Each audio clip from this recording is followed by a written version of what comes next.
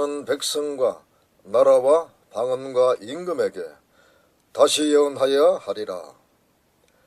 You must propose again about many peoples, nations, languages, and kings. 또 내게 지파의 같은 갈대를 들며 말하기를 일어나서 하나님의 성전과 제단과 그 안에서 경배하는 자들을 책량하되 성전 방마당은 책량하지 말고 그냥 두라. 이것을 이방인에게 주었은즉 저희가 거룩한 성을 42달 동안 밟으리라. Chapter 11. I was given a reed like a measuring rod, and was told, Go and measure the temple of God, and the altar, and count the worshippers there. But exclude the outer court. Do not measure it, because it has been given to the Gentiles. They will trample on the holy city for 42 months. 할렐루야. 오늘도 말씀 안에서 여러분들과의 만남을 기쁘게 생각하고 감사하게 생각합니다. 이 시간은 계시록 11장 첫 번째 강해로 주님께서 요한에게 지파의 같은 갈대를 주시면서 하나님의 성전과 제단과 그 안에서 경배하는 자들을 책량하라는 말씀입니다. 책량의 의미는 무엇이며 그리고 무엇을 책량하며 왜 책량을 하는가에 대하여 말씀을 드리겠습니다.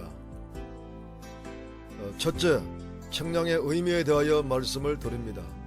책량하되 메트로서는 메트로 책량하다, 평가하다, 잰다, 분배하다의 과거 명령으로 책량하라, 평가하라는 뜻이며 이는 책량하라는 절대적 명령입니다. 책량은 표준이 되는 도랑형기로 가장 공평하고 공정하게 측정하는 말입니다. 자로는 길이를 측정합니다. 저울은 무게를 측정합니다. 에바는 양을 측정하고 다림줄 혹은 먹줄은 곧고 구부러짐을 측정하며 건축의 표준을 정하는 도구로 사용합니다.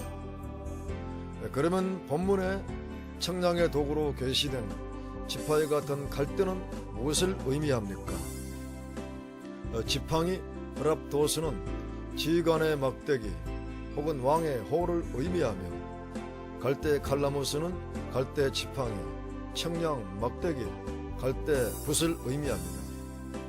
그러므로 갈대 지팡이는 왕이신 주님의 공의와 권세를 의미하는 말입니다.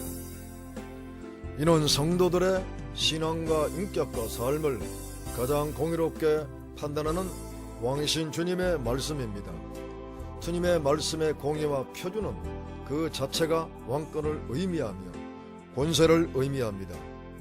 사랑하는 성도 여러분, 동역자 여러분, 예수님은 본래가 본체에서 나오신 하나님이시며 보좌의 왕권을 가지신 분이십니다. 그런데 이 땅에 오셔서 갈대 지팡이를 들고 가전 모욕을 당했습니다. 조롱하는 로마 군병들과 유대 종교인들과 백성들은 자기들의 왕을 모르고 함부로 대하고 온갖 박해를 가했습니다. 주님 손에 들려졌던 갈대 지팡이를 한번 바라보십시오. 그분의 손에 비록 갈대 지팡이가 들려졌지만 그분은 왕이십니다. 그러므로 그 손에 들린 갈대 지팡이는 왕의 호리며 왕의 권세입니다. 이제 역사 종말의 왕이신 주님의 지팡이 권세가 나타납니다. 그것은 펴놓인 작은 책의 말씀을 통하여 세상과 교회 가운데 나타납니다. 가장 공의롭고 표준이 되며 또한 왕의 권세가 되는 작은 책의 말씀으로 주님의 종들을 먼저 책량하고 주님의 백성들을 책량합니다. 가장 공의롭고 권세 있는 왕의 말씀 앞에 갈라지지 않고 구별되지 않을 교회나 종들은 전혀 없습니다. 왕의 공의로운 말씀 앞에서 우리들이 먼저 구별되고 성멸되는 책량의 복을 받으시기를 간절히 축복합니다.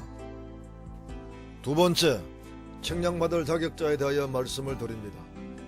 갈대 지팡이로 상징 표현된 왕의 말씀으로 책량받을 대상자가 누구입니까?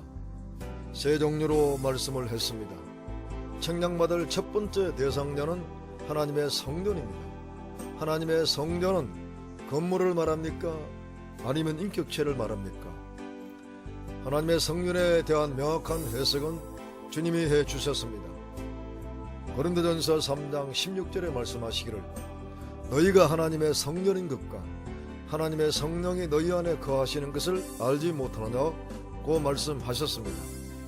오늘날 신약시대에 와서 하나님의 성전은 건물이 성전이 아닙니다. 예수 그리스도의 보혈로 죄사함 받고 성령을 선물로 받은 구원받은 영혼들입니다. 사람의 손으로 지은 건물을 측량한들 무슨 소용이 있겠습니까? 구약에 등장한 성막이나 솔로몬의 성전은 모두 그림자에 불과합니다. 우리는 다시 구약으로 돌아가지 말아야 합니다. 완전한 성전은 예수 그리스도이십니다. 그리고 예수의 영, 곧 성령을 선물로 받은 성도들이 바로 성전입니다. 성도 여러분, 오늘 여러분들의 심령 성전 속에 모신 분이 누구십니까? 그분은 왕이신 예수님이십니다. 성령님이 내 안에 거하신다는 말은 왕이신 예수님이 내 안에 거하시는 것입니다. 예수님이 왕이시라는 사실을 잊지 마시기 바랍니다. 내가 성전이란 말은 왕을 모신 성전입니다. 그런데 왕을 모신 나의 심령 성전의 모습이 어떠한 모습입니까? 나무나 집이나 풀로 건축된 성전입니까? 아니면 금이나 보석 같은 재료로 건축된 성전입니까? 고린도전서 3장 12절 이하를 보게 되면 나무나 풀이나 집같이 공력이 없는 재료로 심령 성전을 건축하면 환난날에 불 가운데 다 타버릴 것을 말씀하셨습니다. 그러나 금과 보석같이 공력 있는 재료로 심령 성전을 건축하면 아무리 불 환난날이 와도 그 공력이 불타지 않습니다. 그렇다면 여러분들의 지금 심령 성전은 무엇으로 건축했습니까? 과연 지팡이 같은 갈대로 측량할 때 측량받을 수가 있겠습니까? 불타버릴 재료로 건축된 성전이라면 이 성전된 인격체는 결코 측량을 받을 수가 없습니다. 왕의 성전을 건축할 금과 보석은 무엇을 의미합니까? 이것은 고난의 불, 곧 십자가의 고난을 통과한 신앙으로 건축된 성전입니다. 왕의 말씀은 그 자체가 금과 보석같이 거룩하고 성결하며 존귀하고 영광스럽습니다. 말씀의 하나님이신 예수님이 이 땅에서 말할 수 없는 고난의 풀림불을 통과한 것을 잊지 마시기 바랍니다. 이것은 오늘 왕이신 예수를 모실 거룩한 성도들이 반드시 통과해야 될 모습을 보여주신 것입니다. 내가 왕이신 예수님의 말씀을 받은 그것만으로 거룩하고 존귀하고 영광스러운 왕의 성전이 건축되지 않습니다. 왕의 말씀이 내 인격의 실체가 되려면 왕의 말씀으로 인한 십자가의 고난의 풀무불을 예수님처럼 감사하게 통과하는 과정을 반드시 거쳐야 합니다. 계시록 10장 10절에서 펴놓인 작은 책을 꿀같이 먹고 배에서 쓰게 된다는 말씀이 바로 십자가에 쓴 고난을 말씀하는 것입니다. 그러므로 마지막 시대에 책량받는 성도는 그 인격체가 반드시 십자가 고난의 불을 통과한 인격체가 되어야만이 책량받는 성전이라는 사실을 잊지 마시기를 바랍니다. 성도 여러분, 지금 이 시대를 종말의 역사 선리적 측면에서 볼 때는 개체 성전 건축은 거의 완료되어가는 시점입니다. 다시 말하면 주님을 영접할 거룩한 신부 성도, 곧 왕을 모실 성전의 숫자가 거의 다 차간다는 뜻입니다. 책량은 바로 이들 신부 성도들을 구별하여 드러내는 하나님의 역사입니다. 주님이 거룩한 성전을 책량하여 드러내시면 그들은 거대한 신부 공동체를 형성할 것입니다. 그것은 곧 집합체 성전입니다. 그것을 다른 말로 표현하면 새 예루살렘 성전이 건축된 것입니다. 하나님은 개체 성전체를 측량하는 목적은 바로 집합체 성전을 건축하려는 것이 목적입니다. 집합체의 성전은 철저한 개체 성전의 측량에서 출발하기 때문에 집합체의 성전 건축은 연합 혹은 하나 되는 그 자체가 성전 건축입니다. 이것이 바로 하나님 나라의 완성입니다. 이제 여러분들은 측량받는 대상자 성전이 무엇이며 그리고 그 성전을 청량하는 목적을 확실히 알았습니다. 왕의 금홀 같은 말씀으로 청량받는 모두가 되시기를 축복합니다. 청량받을 두 번째 대상자는 하나님의 제단입니다. 첫 번째 청량받은 성전이 건물이 아닌 것처럼 제단도 사람의 손으로 만든 제단이 아닙니다. 하나님께서 성전을 인격체로 말씀하신 것처럼 제단도 인격체로 말씀을 하셨습니다. 인격체가 되기 때문에 이방인이 거룩한 성을 짓밟을 때 보호를 받고 강력한 증인의 사명을 감당합니다.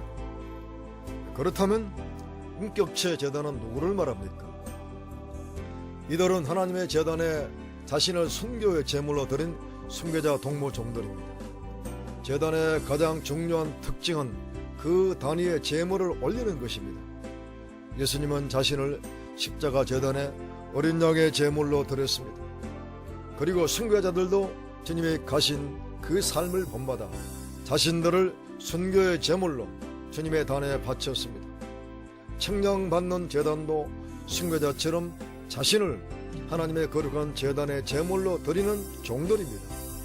이들이 마지막 시대에 청량받는 인격체입니다. 사랑하는 성도 여러분, 동역자 여러분, 주님께서 지팡이 같은 갈대로 성전이나 제단을 청량하는 목적은 청량하시는 주님의 소유물로 삼으시고 구별된 종으로 세우사 하나님의 영광을 위해서 사용하시고자 하는 것이 목적입니다. 말세의 신자들은 많으나 거룩한 성도들은 존귀하고 주님의 종들도 많지만 정말 주님의 영광만을 위해 자신을 버릴 수 있는 종들은 너무나 귀합니다. 저와 여러분들은 주님께 속한 완전한 주님의 소유물로 청량받기를 소원합니다. 정말로 소원하신다면 옛사람에 속한 나의 자아를 버려야 합니다. 제단의 제물은 자아가 살아있으면 제단의 제물로 올라갈 수가 없습니다. 살아있는 양을 결코 제단에 올리지 않는 것처럼 내가 살아있으면 제물 자체가 될 수가 없습니다. 십자가 제단 밑에 죽어야 합니다. 육성이 죽고 죄성이 죽어야 하며 옛사람의 모든 기질들이 죽어야 제단의 제물이 되고 비로소 말세의 거룩한 종으로 청량받을 수가 있습니다. 주님의 지팡이 같은 갈대로 청량받기를 사모하십시오. 주님의 오른손에 완전히 붙잡혀 주님의 소유물 되기를 갈망하시기를 바랍니다. 갈망하는 그 영혼을 주님께서 사랑하심으로 옛사람에 속한 자아를 완전히 버릴 수 있는 은혜를 베풀어 주십니다. 여러분 속에 계신 생명의 성령님께서 당신을 통치하심으로 능히 승리하게 하십니다. 그리고 또 한 가지 더 드릴 말씀은 제단에 올려지는 죽은 제물은 그 자체가 흠이 없습니다. 구약시대도 제단에 제물로 올리는 어린 양은 흠이 없는 어린 양을 올립니다. 예수님은 하나님의 어린 양으로 흠이 없는 제물로 자신을 드렸습니다. 오늘 우리들도 흠이 없는 거룩한 종이 되어야 합니다. 계시록 14장 5절의 말씀을 보면 신랑 주님을 영접하는 신부 성도의 7번째 인격을 흠이 없는 자로 분명히 말씀을 하셨습니다. 주님께서 제단을 청량하신다는 말씀은 흠이 없는 인격체를 구별하신다는 말씀입니다. 그렇다면 당신은 흠이 없습니까? 영도, 혼도, 육도 흠이 없고 생각도, 감정도, 의지도 흠이 없습니까? 과연 인격 전체가 흠이 없습니까? 불가능합니다. 이 세상에 이런 사람은 없습니다. 결단코 없습니다. 그럼에도 불구하고 흠이 없는 자를 청량하시고 흠이 없는 자를 예수님의 아내로 삼으시겠다는 말씀을 어떻게 이해하고 받으시렵니까? 다른 길은 없습니다. 어린 양의 피에 날마다 씻김받는 영성으로 사는 종이 흠이 없는 종입니다. 죄를 안 지어서 흠이 없는 것이 아니라 매 순간마다 어린 양의 보혈의 능력으로 살기 때문에 흠이 없는 인격체가 되는 것입니다. 십자가 보혈의 능력이 인격체가 되고 실체가 되어버린 종들은 참으로 복이 있는 종들입니다. 이 종들이 먼저 말씀드린 바와 같이 옛사람에 속한 자아가 완전히 죽은 종들이고 십자가 죽음을 완전히 체험한 종들입니다. 보혈의 피로 씻김받고 십자가 보혈의 능력으로 죄성이 죽어버린 것보다 더 거룩하고 검이 없는 것은 없습니다.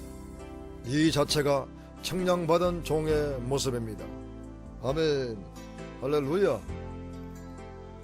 청량받을 세 번째 대상자는 성전 안에서 경배하는 자들입니다. 성전 안은 어디를 말합니까? 모형이 되는 성막을 보십시오. 성소가 그 안이고 그 다음 지성소가 성전의 가장 깊은 안입니다. 이 안에서 경배하는 자들을 청량하시겠다고 말씀을 하십니다. 그냥 예배당 건물 안에서 예배 드린다고 청량받는 것이 아닙니다. 예루살렘에 다시 옛 성전이 건축되어 옛날 방식대로 성소나 지성소 안에서 의식을 거행한다고 청량받는 것이 아닙니다. 성소 안에서 경배하는 삶은 오직 왕 대신 예수 그리스도의 말씀의 떡만 먹고 영적으로 교제하는 삶입니다. 그리고 성령의 빛 가운데 거하는 삶을 살며 번제단에 임한 불에 의하여 끊임없이 향기로운 기도를 올리는 분향단의 삶을 사는 삶입니다. 이것이 거룩한 성도의 가장 기본적인 예배의 삶입니다. 하나님은 이와 같은 성도들과 종들을 청량하신다고 말씀을 하십니다. 그리고 더 깊은 지성소에서 주님과의 깊은 영적 교제와 거룩한 임재 가운데 경배하는 자들을 청량하십니다.